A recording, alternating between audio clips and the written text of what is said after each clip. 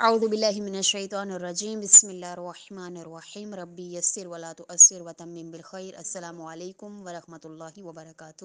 امید ہے تمام خارن خیریت سے ہوں گی۔ جی خارن، ہمارا سیرت سیدہ فاطمہ زہرا سلام اللہ علیہا کے حوالے سے درس جو چل رہا تھا، جس میں ہم بی بی کی ولادت کے حوالے سے اور بی بی کے والدین کے ازدواج کے حوالے سے بات کر رہے تھے، اور آج ہم یہ ٹاپک پڑھیں گے کہ مہربان دوست سے دوری۔ یعنی روایت ہے کہ جناب جبرائیل امین رسول خدا پر وحی لے کر نازل ہوئے اور آپ کی بارگاہ میں عرض کیا، اے محمد، خداوند تعالی نے درود و سلام کے بعد فرمایا ہے کہ آپ 40 دن تک اپنی زوجہ محترمہ جناب خدیجہ الکبریٰ سے دوری اختیار کیجیے۔ جب آپ نے اس فرمان خداوندی کو سنا تو آپ بہت زیادہ پریشان ہوئے، کیونکہ آپ کو حضرت خدیجہ سے بے پناہ محبت تھی، ان سے آپ لمحہ بھر کی جدائی برداشت نہیں کر سکتے تھے۔ پیغمبر گرامی نے حکم خداوندی کی تعمیل میں 40 دن اس صورت میں گزارے۔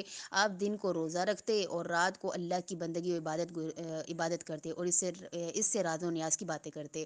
یعنی کہ ایک ایسی ہستی کو خداوند متعال وجود میں لانا چاہ رہا تھا کہ جس کے لیے خداوند متعال نے 40 دن تک رسول خدا سے عبادت کروائی، اور یعنی ایسی کوئی ہستی زمین پہ آنے والی تھی کہ جس کے لیے خود رسول خدا، خود رسالت 40 دن تک روزہ رکھ رہی ہے، نماز پڑھ رہی ہے۔ دیکھیں ذرا کیا میری بیوی کی شان ہے۔